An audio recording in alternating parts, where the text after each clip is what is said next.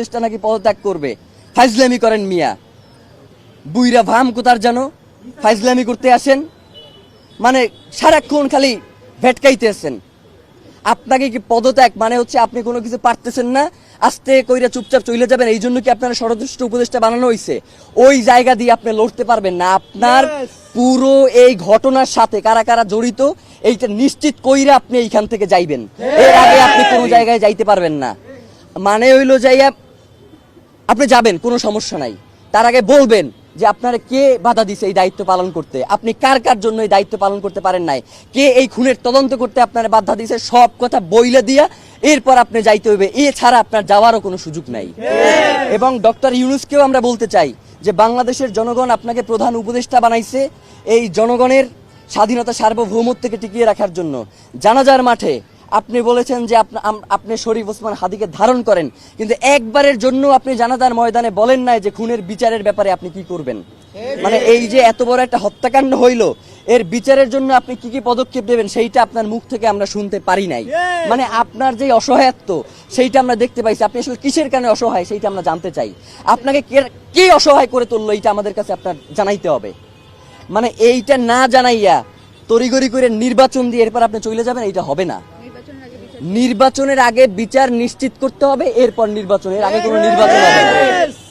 মানে বাংলাদেশের জনগণ শুধুমাত্র ওই সবসময় স্থিতিশীলতা রক্ষার জন্য রক্ত দিয়ে যাবে, এই ভুংসুম শেষ, এইগুলো আর চলবে না। এখন থেকে রক্ত দিব না। প্রয়োজনে যারা আমাদের ভাইকে হত্যা করছে, গুম করছে, খুন করছে, আপনারা যদি এই দায়িত্ব পালন করতে না পারেন কিন্তু রক্ত নেওয়া শুরু করে দেবে। রক্তপাত একবার শুরু হয়ে গেলে এইটা আপনারা থামাইতে পারবেন না। সুতরাং আপনাদেরকে হুঁশিয়ারি করে বলতে চাই যে অতি দ্রুত ওসমান হাদির খুনের সাথে যারা জড়িত তাদেরকে দ্রুত গ্রেফতার করেন। আপনারা যদি সুস্পষ্টভাবে আমাদেরকে বলেন যে খুনি ভারতে পলায়ে গেছে, তাইলে কি করতে হবে? তাইলে যেইটা করতে হবে সেটা হচ্ছে বাংলাদেশে একটা বন্দি বিনিময় চুক্তি আছে, আপনারা জানেন না? এই যে উলফা নেতাদেরকে যে বন্দি বিনিময় চুক্তির মাধ্যমে ভারতে পাঠানো হয়েছে, আপনারা দেখেন নাই? উলফা নেতারা খালি বাংলাদেশ থেকে ভারতে পাঠানো যায়, ভারত থেকে দিল্লির ওই কুত্তা শেখ হাসিনারে বাংলাদেশে আনা যায় না। মানে হইলো যাইয়া বাংলাদেশ থেকে খালি আমরা সবাই খালি সহযোগিতা করবো আর পাঠাবো, কিন্তু ওই দেশে খালি সন্ত্রাসীদের অভয়ারণ্য হবে, ওই দেশ থেকে কাউকে পাঠানো হবে। এই ধরনের ফাইজলামি মার্কা বন্দি বিনিময় চুক্তি আমাদের দরকার নাই। আপনারা অতি দ্রুত ওসমান হাদিকে যারা খুন করেছে তাদেরকে দেশে থাকলে গ্রেফতার করেন, আর দেশে যদি না থাকে তাহলে তাদেরকে বিদেশে যেখানেই থাকুক সেইখান থেকে আনবার ব্যবস্থা করেন। এর বাইরে আমরা আসলে আর কিছু জানি না। বসুন্ধরা ডায়াপেন্ট এখন আরো উন্নত। এই hot air through top sheet দ্রুত শোষণ করে সোনামণিকে দেয় কোমল অনুভূতি। আপনারা যে কি করবেন সেটা আমাদের বোঝা হয়ে গেছে। আপনাদেরকে আমরা ইনকিলাব মঞ্চের পক্ষ থেকে জানাইতে চাই যে অতি দ্রুত একটা দ্রুত বিচারিক ট্রাইব্যুনাল আপনাদের গঠন করতে হবে, যেখানে এই ঘটনার সাথে যারা জড়িত তাদেরকে অতি দ্রুত বাংলাদেশের বিভিন্ন গোয়েন্দা সংস্থার যে সর্বোচ্চ যারা ইন্টেলিজেন্স আছে তাদেরকে এর সাথে যুক্ত একটা দ্রুত বিচারিক ট্রাইব্যুনাল গঠন করেন।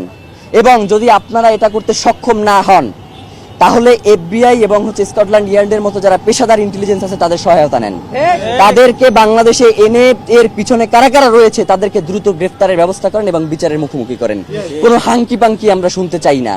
এই যে ইসের বন্দুক যুদ্ধের মাধ্যমে হত্যা করা এইসব বালসালা এখন আর আমরা জানতে চাই না। আমরা চাই ওসমান হাদিকে যারা খুন করেছে তাদেরকে জনতার সামনে এনে আপনারা উপস্থাপন করেন, তাদেরকে বিচারের মুখোমুখি করেন। এর বাইরে আমরা আর কিচ্ছু জানতে চাই না।